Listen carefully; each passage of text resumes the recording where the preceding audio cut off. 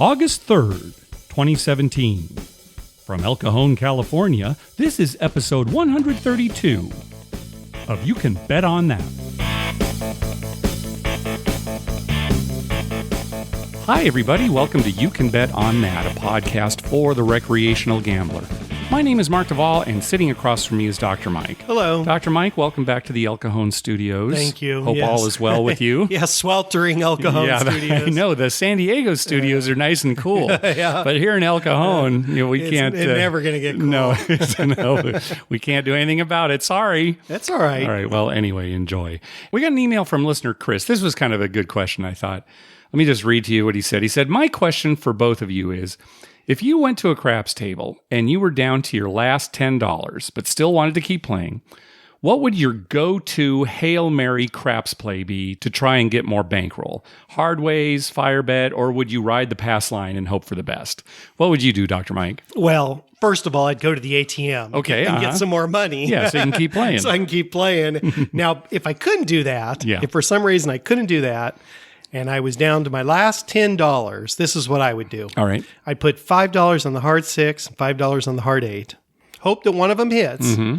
And when it hits, my inclination would be to collect and then place some other numbers. Yeah. But that I wouldn't do that. Okay. Because I would think to myself, that's not going to get me back fast enough. Okay, all right. So I would just press all the hard ways. Oh, okay. So I take the $45 and I'd spread it out. Okay. And hoping to hit another one. Hoping to hit another one, yeah. I'd put some on the 410. I'd split that 45 among the 4. Yeah. Maybe go high on like the 8. Yeah. And then just hope one of them hits again. Then if it hits again, you've got, well, if an 8 hit, you'd have $150. Yeah. Then you could maybe play some numbers or do something else. Okay, good. Well, it's funny because my answer is relatively the same. Now, normally I wouldn't bet hard ways at all. Right. But in this specific situation where really all I've got is $10 and I can't get any more money, I don't want to grind away at the pass line I'd try to get a quick hit. And in fact, this is what I did when we hit all those 4s at Caesar's Palace. If you remember, right.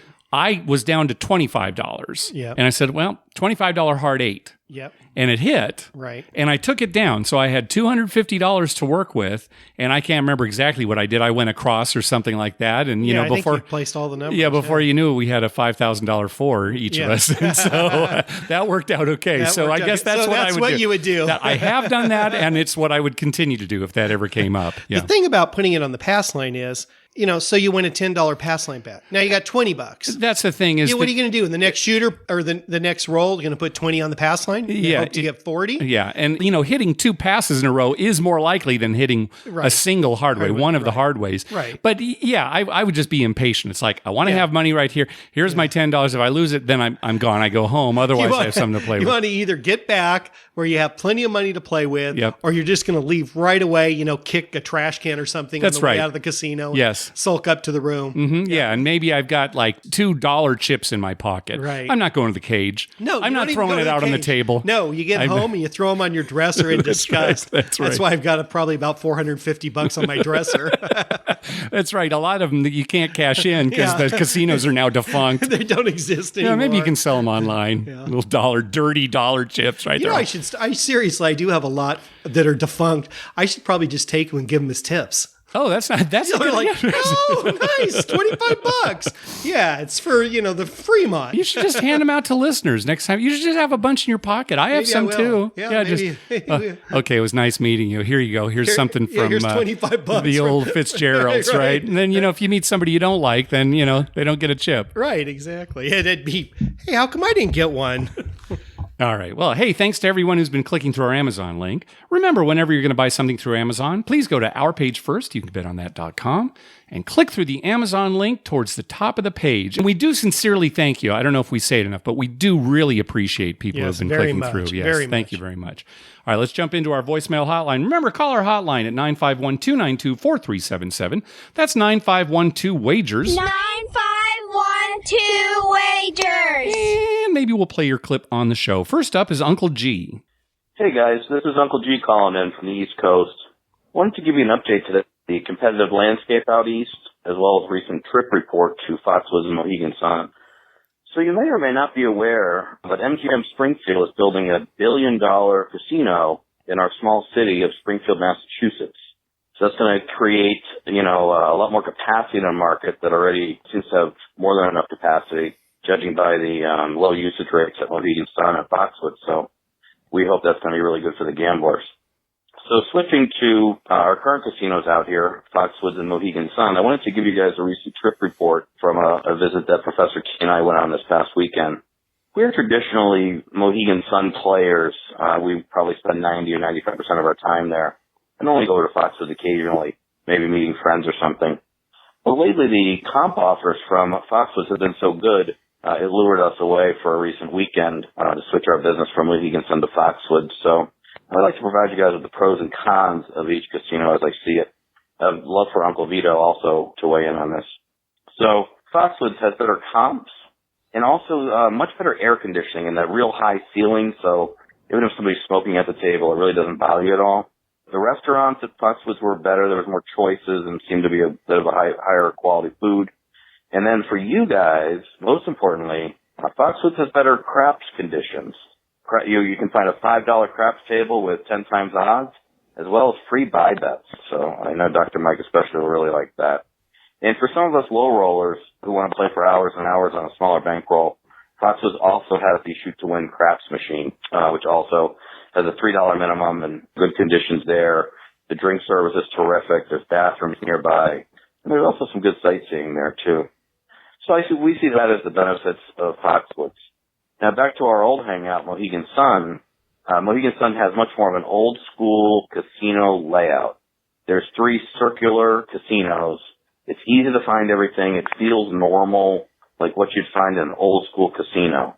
There's less retail crap, no theaters. A lot of the things at Foxwoods makes you feel like you might be at a mall that happens to have a casino, where at Mohegan Sun, you feel like you're in a casino, really there to earn, and do business. Mohegan Sun also has better blackjack rules. For example, at Mohegan Sun, the dealers do not hit on soft 17, whereas at Foxwoods they do. Mohegan Sun also has way more bars where you can quickly get a free drink by playing video poker or whatever else you like to play for videos. Mohegan Sun also has a much better buffet, which is $5 or so, at least for breakfast when you're gambling. So hopefully you guys are willing to come out east, spend some time with Cousin Vito, Cousin Mikey, me, Professor T, and we can have a craps roll down. So what do you think, guys? Come on out. That'll be a great time. In the meantime, you guys can also listen to my podcast, which is G's Guide to Financial Freedom. See you soon. Appreciate your time. Thank you. Great. Thanks for all the information, Good, Uncle yes. G. Yeah, that's very, if we do go, and it's kind of looking like we are going to go. Yeah, we're going to go. Obviously, we're going to go to both places. We'll probably try to stay over at each place, Right. actually get a room there. Right. But that's some good information, especially about the craps. Did we know that Foxwoods had free buy bets? Yeah, I don't remember anyone telling me that. So I guess that's this is great. news to us. So yeah, that is great. 10 times odds free buy bets. You know what caught me right away is when he said they had better comps there. Mm-hmm. Yeah. Because, for us, that would make the decision pretty easy. Well, would it? Because we'll play there, once. No, I mean, and not then... for us going from here. Okay. But I mean, if we live there and we had to choose between the two, Yeah, the okay. better comps would be the one we'd be playing at, Sure, right? yeah, definitely. Now, unless we were going to play a lot of blackjack, then we'd go obviously Mohegan Sun. Mohegan Sun. Yeah. So that's good information. Well, so Uncle G said he'd kind of like Cousin Vito to chime in.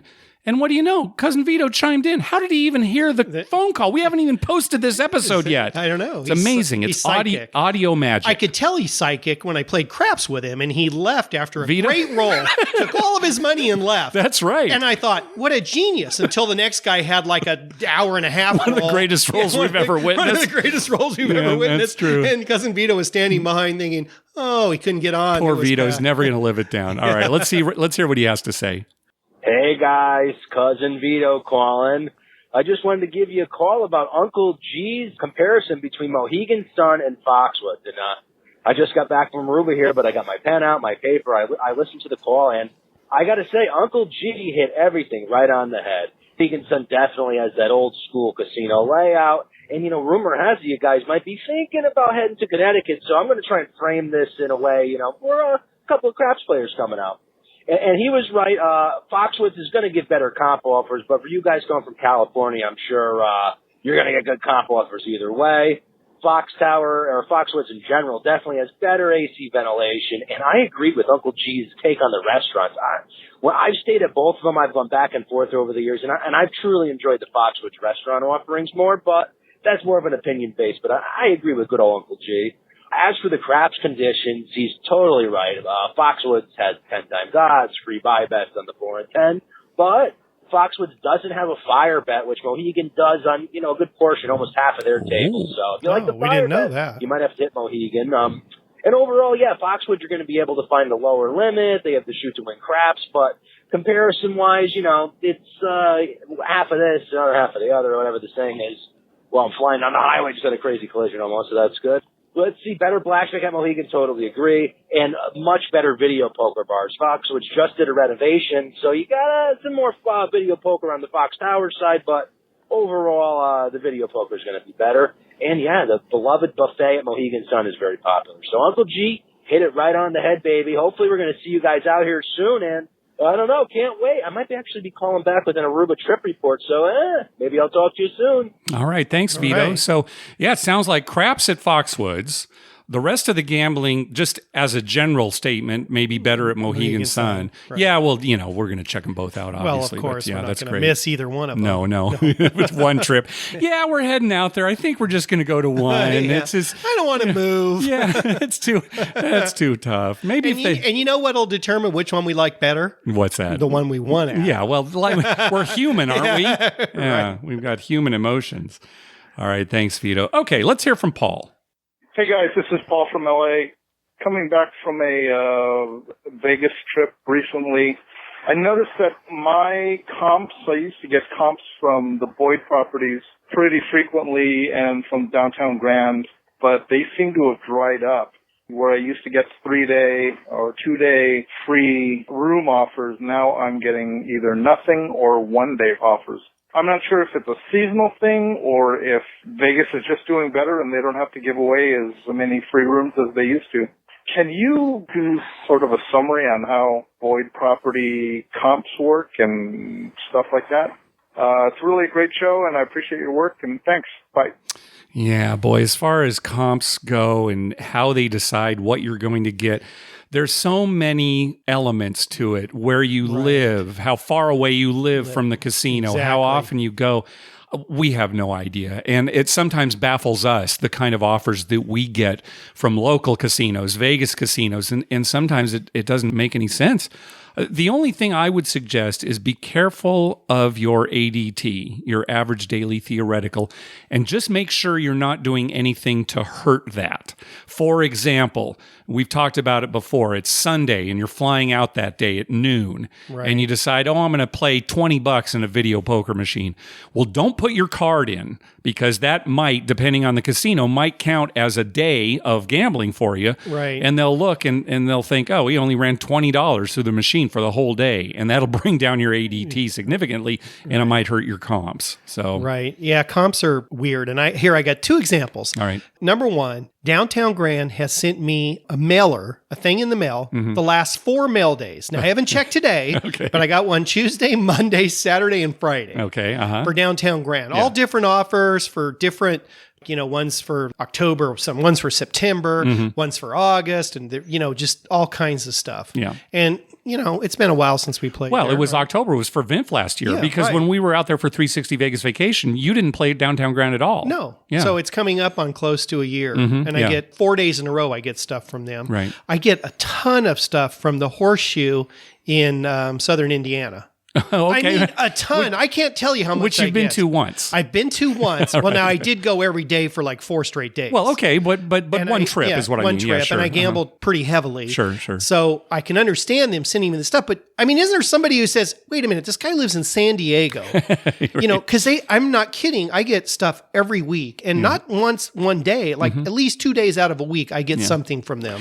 Every place is different. If you're like me, Mike, I'm sure you're getting a lot of stuff from Golden Nugget. Right. Even though I haven't played that much recently. Whereas compare that to, say, Four Queens or Binions. We get something every once in a while. Right. And we probably, at least Four Queens, played as much there as we did, Gold Nugget the last few trips. So, yeah, sorry, we can't really give you any good advice here, Paul, but it's just, it's a mystery to us. Right in our own town here, right? Verona Casino, which we used to go to a lot. Because it was close to us. Because it was close, and they would send me stuff all the time. Then we started going to Harrah's more. Yeah. But we still have been to Verona once or twice over the last few years, you know. Send me nothing. Yeah, right. Nothing. Yeah. It's like I didn't exist anymore, right? Yeah. How I got off their list, I don't know, because, they have my address. They know I live close by. And we did play there relatively recently, right? And, usually, one play will at least turn into at least one mailer. Right. It's like, okay, we need to get him back again, but I don't know. Yeah, it's weird. And I get nothing from them. Harrah's Rincon, of course, we get tons of stuff because we're there every week. So just be aware of your ADT. Don't do anything to bring it down. And if you're able to concentrate play at a single place on a single day, right. We kind of talked about that on a previous episode too. If you just concentrate all your play on a single establishment, that'll really help the ADT for that place. And then don't play again at that place the rest of your trip, right? And so your average daily theoretical will be based just on that one visit, and maybe it'll help you out. Yeah. I've asked hosts before, casino hosts, and they don't know how the comps work. No, you ask any employee. You ask the people at the Players Club desks, hosts. We've asked so many people over the years, and none of them can give you an answer this is how we do it. It's a marketing thing, and how often you get to talk to somebody in marketing. Right. The thing is, you have to talk to the head of the marketing department. It's probably the only person who really knows what their policy is and how they decide who they're going to send stuff to, who's worth sending. Why does the Horseshoe in Southern Indiana think it's worth mailing? Now, I know mail is cheap now for them. It's bulk mail and stuff, but they still got to print stuff up and send it. I mean, do they think I'm worth that? Well, again, it's the marketing department. And if you ask them, they're probably not willing to give up the information because they don't want advantage players to take advantage of maybe what they're thinking, and try to run the system. So, I can kind of understand that. But anyway, Paul, good luck. Hopefully you'll get some more from Boyd, because Boyd, generally, if you go to Boyd Properties fairly frequently, we've gotten stuff from Main Street Station. Right. And they're pretty aggressive. Well, I still get stuff from Main Street Station. I get at least once a month something from them. They're pretty aggressive marketers. Okay. So, I've been getting a lot of stuff recently from Venetian for some reason. Right. When's the last time we played there? Well, maybe you went with your wife, over a year ago? Over a year I ago. get stuff from Wynn still. Yeah, I can't remember the last time I stepped into Wynn. I get stuff from Wynn every week. Yeah, so. Every week, free room. They want you to go. So who knows how you get I don't on get a their free list. room, Dr. Mike, but I think they give me casino rate, and that's the best I can they do. say, well, I'll get you the casino rate. I know what it said I get a free room plus casino rate for any other member of my family. So you get your own room, and then you make me pay for the room. We'll stay right. I don't see us staying there anytime soon. All right, next call. Hey guys, this is Ryan calling in from Southern California. Hey, I was at San Manuel here in San Bernardino, which I go to pretty often, pretty close to where I live. I was playing free bet blackjack over there, which for the people that don't know what free bet is, the casino will put out a marker on any 9, 10, or 11, and they'll double it for you. Also on all pairs, pair of 2s, 3s, 4s, whatever, they'll split it for you, which is kind of good, but they're supposed to push on 22, which is what gives them the advantage. But the thing is that it kind of throws all basic strategy out the door for most people, because the dealer will be showing a face and they'll split 3s, or, they'll split 6s, split 9s. I mean, people just do whatever because they're getting these free splits. So we were playing the other day and the dealer kept getting a 22 and he kept paying us, which he's supposed to push. But he kept paying us. So we're thinking to ourselves, we need to take advantage, because we even mentioned it to him a couple times and he was like, oh, you're right. But just kept paying us on 22. So, we were splitting and everything because our advantage just shot so far up, because not only are we getting free splits and doubles, but now the advantage that they had pushing on 22 is gone. We made a lot of money and we tipped the guy very well, but if they don't know what they're doing, they deal the game, then, it could work out in your favor.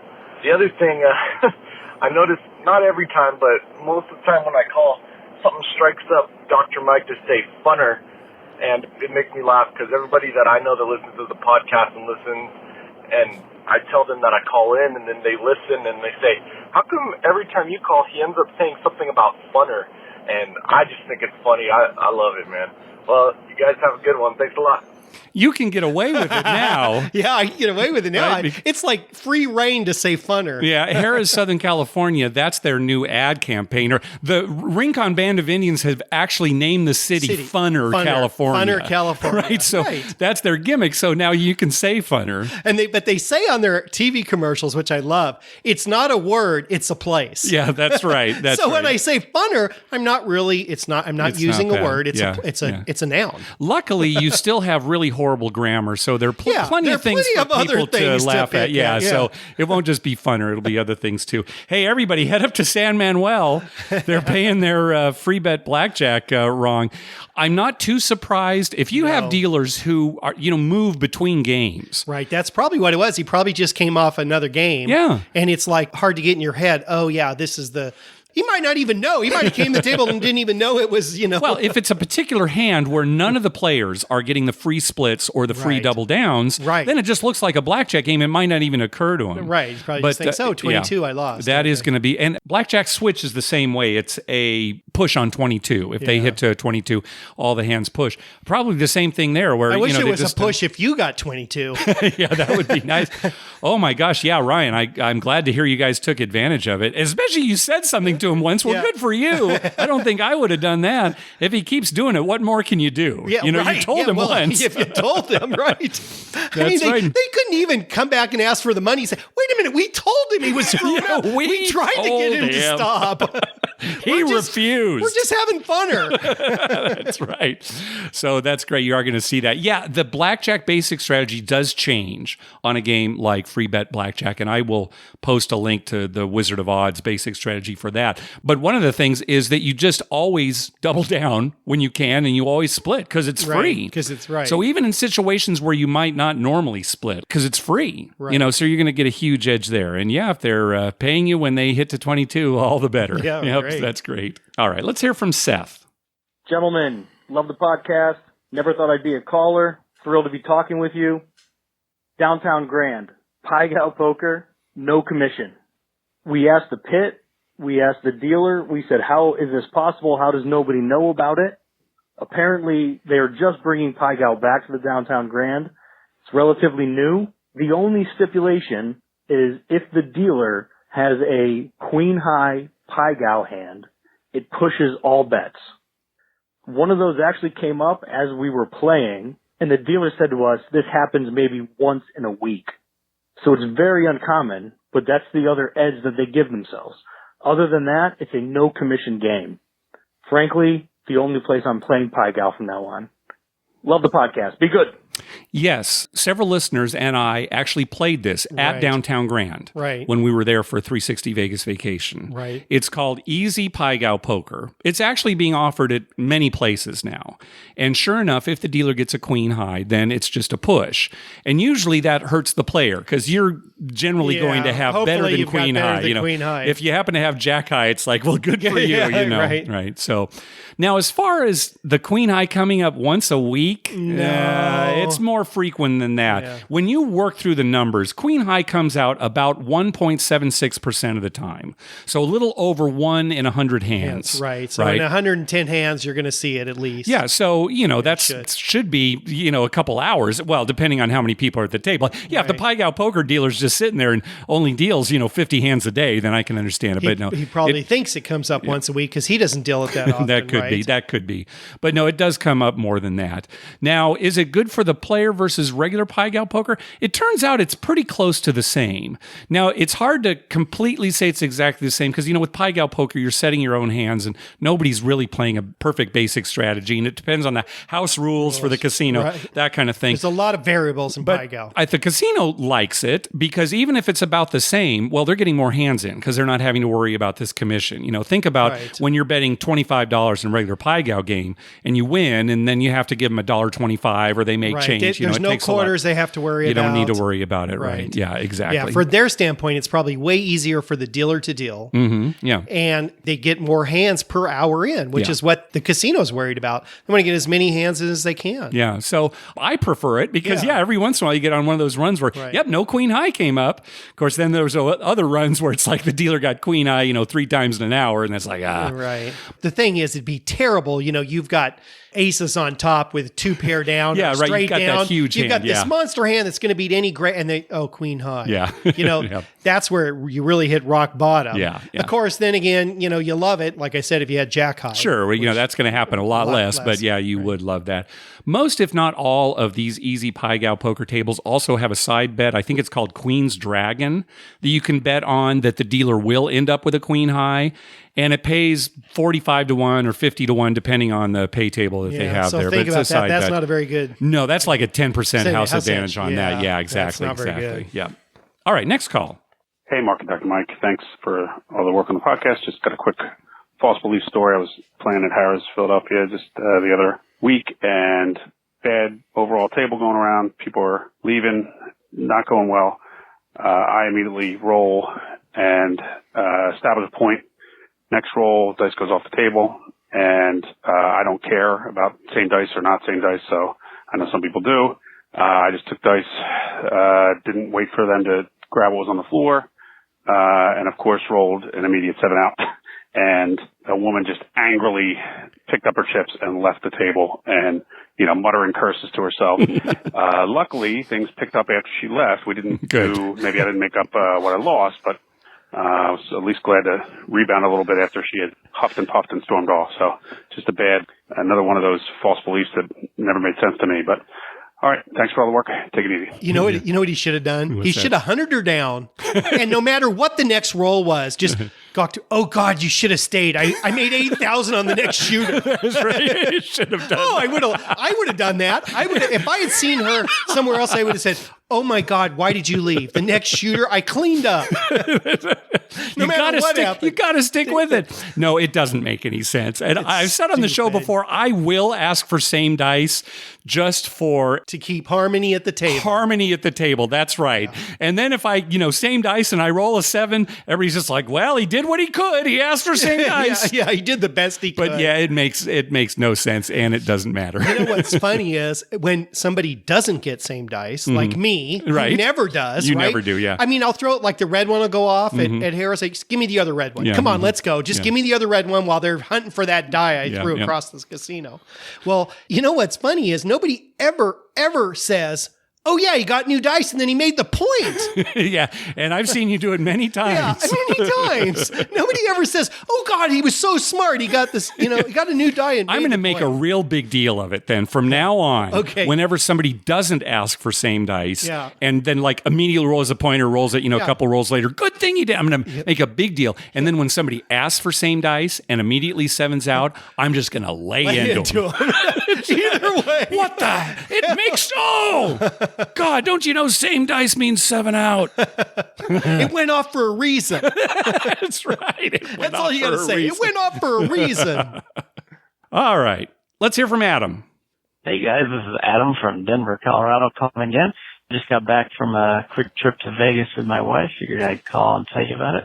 We did a Sunday to Tuesday because we got nice hotel rates. We stayed at the Vidara Hotel, which is in the city center. We stayed there once before, really liked it. Even as two people who like to gamble a lot, it is actually kind of nice to go back to a quiet hotel, doesn't have a casino, and also the entire hotel is smoke free, which is nice for non-smokers such as ourselves. And it's right across the driveway from Aria. So we started out gambling a little bit at Aria, didn't do too well. We went to Casino Royale. My wife had never played roulette, so I taught her how to play roulette, which was fun. It was the first time in quite a while that I had played roulette, and she actually did quite well. So we were both happy about that. Called it early the first night, then second morning we went to the buffet at the Flamingo Hotel, which is pretty good and very reasonably priced. I feel like it's getting harder and harder to find reasonably priced food right on the strip, but if you guys are looking for something, the buffet at Flamingo is very good and very, very reasonable. did a little more gambling there. They had some $5 tables, which is nice for us low rollers. Then took a little break by the pool, then headed further south to Excalibur, where we both did very well. Again, $5 tables, so always nice to deal with those. And then my wife wanted to go to bed early, so I walked her back to the hotel, and then I went out for some more gambling and just went across to the Aria and did awesome, up about $400 in just a couple hours, so that was nice. The only, I guess I'd call it a downside, although it ended up saving me some money, was that the Aria was a $10 table. However, the minimum bet on the bonus bets, the all tall small, was $5 each, which I had never seen before, at least at the tables I play at, which is usually $5 or $10 tables. I could sort of understand if it was like a $50 table at 100, but you know the table itself was only $10, and yet that bet was a minimum of $5. So I was not really into that, considering it's a very high house edge. I used to bet $1, and it actually saved me money because it never ended up winning when I was there, and I certainly would have been betting on it if it was $1 each, but not $5. So I'm not sure if you guys have ever seen anything like that before. That was the first time I had seen it.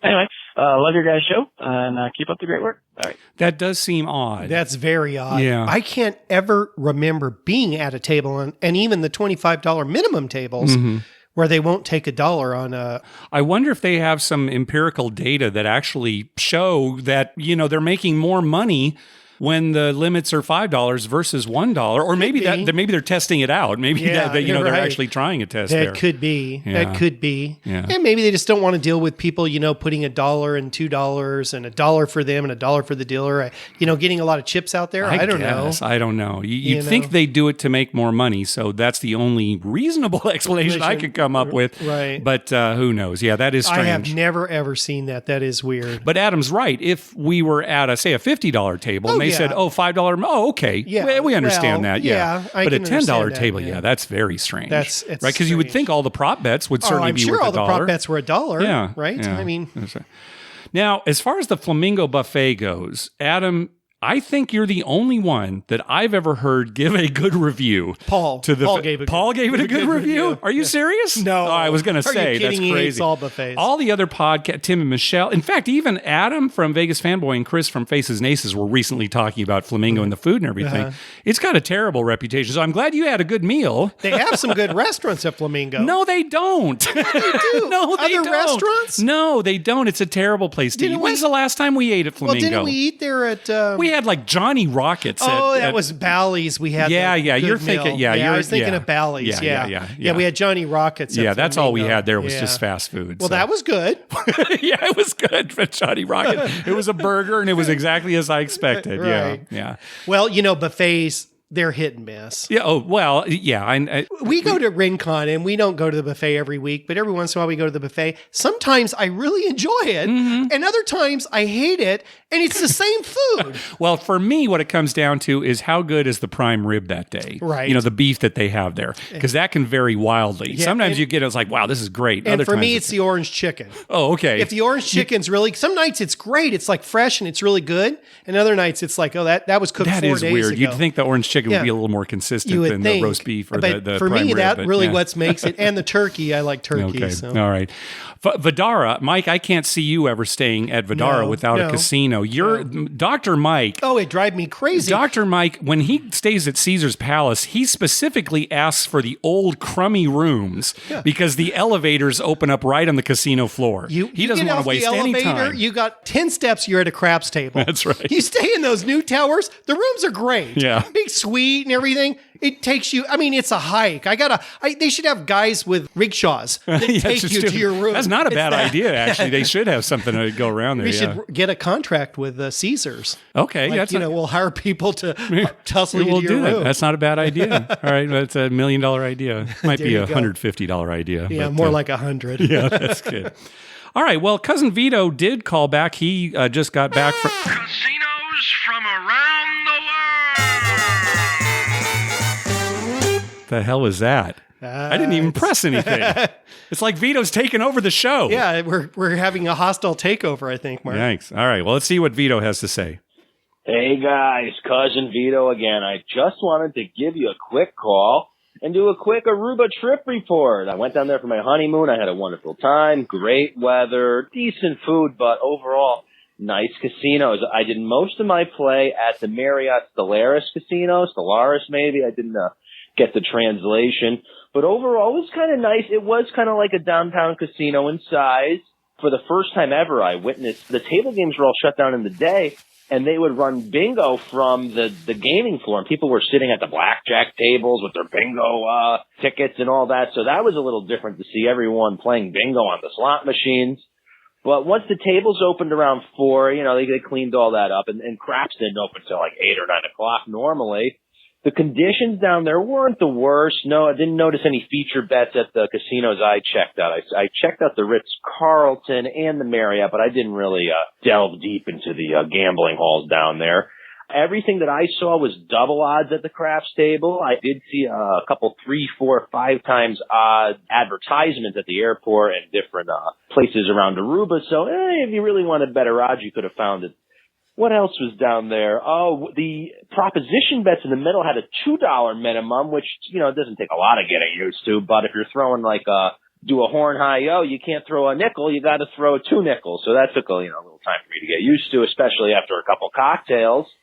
And overall, it was great. The dealers were really nice, a little bit inexperienced. I noticed they weren't very confrontational, at least when I was playing, where people would, maybe have had too much to drink and get into arguments. And most of the time, they just paid them. They never went to any sort of tape or wanted to review it. They would just pay somebody if they argued. Maybe it's the nature of the vacation destination.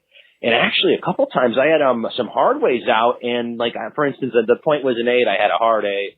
And, an 8 was made. We all celebrated, but, the hard way didn't come out. And they would forget to take the bets down. And so they would keep working for us. That happened several times. So couple of mistakes on their end. If you go down to Aruba, keep your eyes open. They might underpay you, but most of all, they seem to be paying everybody. So that was pretty nice. And I'm trying to think back. I played a couple of slots, nothing too crazy. Overall, I had a blast down there. Double odds isn't as fun as 5 times or 10 times, but wasn't too shabby. So if you ever head down there, check it out. Bring some gambling funds, and hope to talk to you soon. Yeah, and congratulations, Yes, Vito, also on your nuptials. Congratulations. Sounds like you had a great honeymoon. I like this idea, if this were the case, where dealers have the discretion to just, $5, oh yeah, I picked that up, or and not have to go to the pit if it's a small amount. This would be my thing when we own our casino. $100 or less, just pay them. Yeah. I mean, if it's like a $10 discrepancy or $85, just pay them. Yeah. Now, I realize that can be a slippery slope. You do have to watch your dealers. There might be some unscrupulous dealers. Well, but if the camera saw a guy constantly paying somebody, they'd watch for that. You could watch for that. But just something simple like that. I like that, where they don't have to check with anybody. And you know what it is with the mistakes? It's inexperienced dealers, because you're taught to collect your losers first, then pay your winners. But a lot of inexperienced dealers, I think, get excited when something happened, like somebody won a hard way or something, and they start, paying, like, the pass line hit, and they start paying, and they forget about the losers. Yes, absolutely. You see that a lot. You see that a lot with field bets. Right. That, win or lose, they'll miss it because they just forget about the field. Yeah, sometimes they win and they forget to pay you. They're supposed to pay that first. They go in the wrong order. They're supposed to deal with come bets first, then place bets. Right. A lot of times, Mike, you have so many prop bets working, and like you said, they get excited. Hey, Mike hit his big ace deuce came up. He's going to get paid, several $100s, and then they forget to pick up the pass line bets, right? Because they're so excited about paying you off. We've had that a lot. Yeah. Well, especially when they have a lot of money on 12, because I've you got to bet for them. Yeah. 12 comes up. They go, I'm so excited, and nobody even cares about the pass. That's right. They're just waiting to drop their tips. With $10. Mike, Aruba sounds perfect for you. Bingo all day. Yeah, bingo all day. Right, and then table games like 8 or 9 o'clock. Go play craps. Oh wow! That what would I do from the time I woke up till 8 o'clock at night? Sit on the beach and think, why the hell isn't the craps table open? I'd be having to start a game. My daughters would bring their big blow up inflatable dice. Yeah, and you do it on the beach. No, you'd have to do is just tell your family. I realize we're all going together as a family, but I won't be seeing you much. Yeah. I'm going to be waking up at about 9 p.m. Right. Playing all night, and then sleeping when the craps tables close. Yeah, that's a good question too. I mean, if I don't leave the table, will it not close? That's a good question. Bingo's going on. I'm the only one still at the craps table. That's right. They've got 2 dealers that they're paying overtime. People are coming up. No, sir, it's closed. Well, why is that guy? He's been here for 3 days. He's grandfathered in. He's grandfathered in. As soon as he goes to the bathroom, we're closing the table. Right. Keep getting him in drinks. All right. Hey, we've got a gambling movie scene. Once again, let's move into our gambling scene segment. This scene is from the movie Hard Eight. It's a 1996 movie starring Philip Baker Hall, John C. Reilly, and Gwyneth Paltrow, and written and directed by Paul Thomas Anderson. Mike, have you seen Hard Eight finally? It's on my DVR. Mike, it's been on my DVR for like 3 years now. The name of the movie is Hard Eight. I know. It's so funny because you know how the DVR will list the most recent stuff up at the top. So it's at the very end. Yeah. And when they're, what are we going to do now? There's nothing on. And let's watch something we recorded. I never make it down there. Hard Eight. I'm going to watch it. Well, let's talk about this Hard Eight scene. Several people have actually recommended this scene.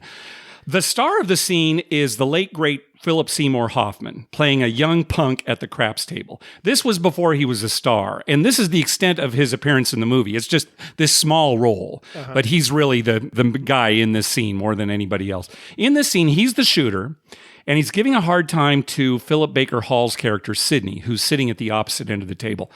I'm sure you'd recognize Philip Baker Hall if you saw him, even if you don't recognize the name.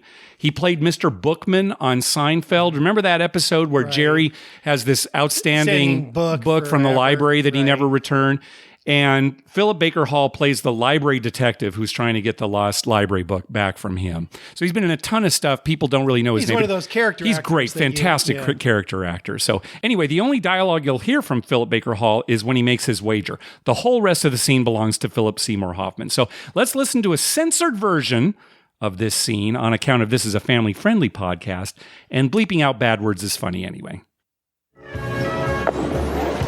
Up in the winner, pay him on the fast line, winner 7.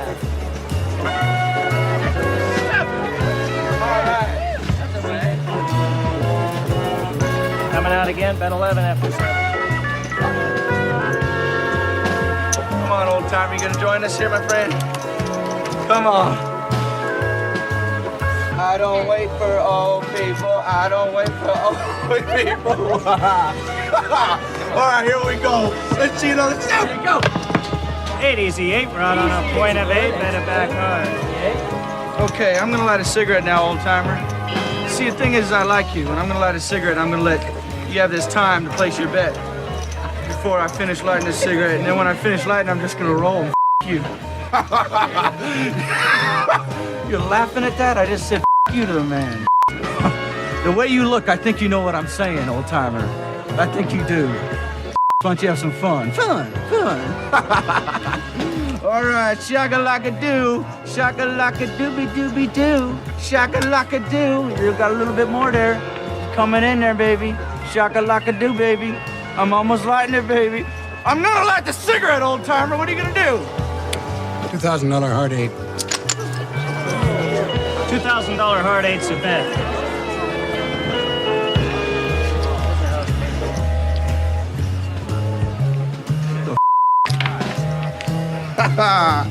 Oh, man, you play that game, don't you? Oh, you're big time. You are big time. Oh, hard 8. Oh, okay, here we go. All right, here we go. All right, this is for you, big time. All right, I'm not even looking. Here we go. Hey, 6 hard play and a hard 6. Hard 6? That's a hard 6, old timer. That's not bad for me. That's not bad for me, is it, sister? It is Sister Sledge. There we go. It's me and you. You know what I'm saying? 100. Hard 800. Me and you, big time. Me and you. You can buy yourself another suit with this roll. 44. 44, big time. 2,000. 2,000. 100. 2,000. 2,000. 100. 2,000. 44. 8 easy 8. 5 and a 3, it's a front line winner. Bam.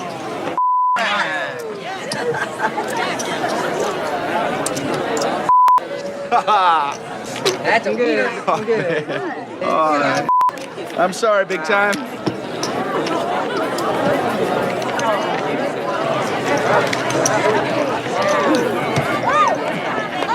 Hey, big time, I'll buy you a drink. Then Philip Baker Hall's character just walks away from the table. Right. There are so many things I love about this scene. First of all, it's probably the most realistic crap scene you'll ever see in a movie. Yeah, you could probably tell just listening to it. Yeah, just listening to it. Yeah. It sounded. We have seen guys like that, drunk guys at the table that just, shut up. Right? While you're playing it, you know what's going through my head? I'm thinking, I'd love to see Mark on this table. Because you would just be like, oh, God, you'd color up and leave. That guy would drive you insane. And one thing I love about this, too, is he makes his point. The point's 8, right? So most of the people at the table won, right? It's only this hard 8 that, lost. Right. So, great scene. And, now, obviously, he had the easy 8s, $100 each. Oh, hopping? Hopping, yeah. Yeah, I don't know. He walked away from the table. I didn't see him getting any chips. So you got to cover that bet. You got to have some easy 8 action. Yeah, and so that's all the movie is just a bunch of people making hard 8 bets, different vignettes.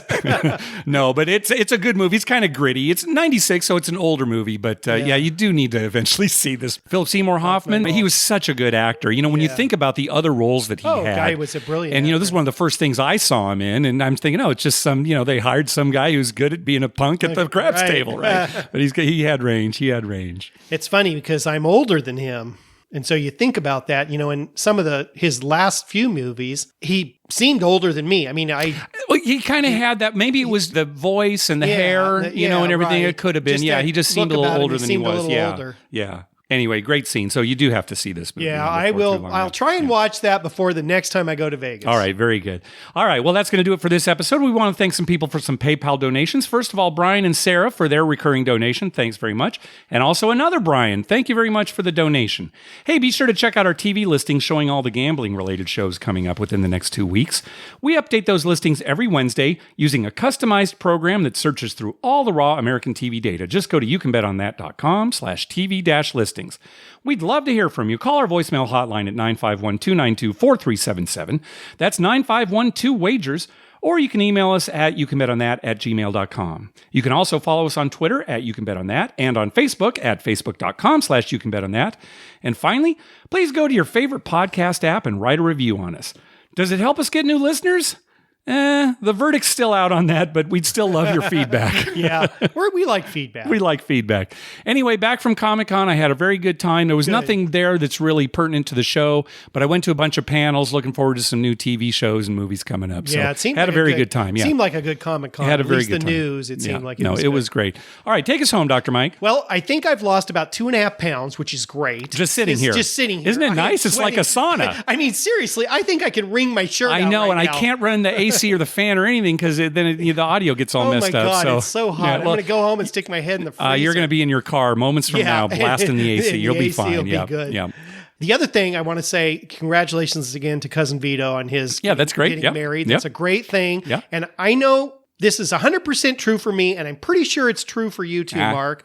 Our wives, we'd be lost without them. Oh, yeah. I mean, we're a couple of imbeciles. Yeah, it really comes down to that. I mean, my wife There's no question. takes care of me so good. I look halfway put together. That's right. Because without her, it'd be terrible. Yeah. Well, I remember before you were married. I remember. You know what it was like. Yeah, I know. And she has to work hard at that. I know. So, Plus, she's got kids to deal with. Yeah, I know, and that's the great thing about getting married. That's for us. For us. Somebody can take care of me finally. All right. Thanks for listening. Good night.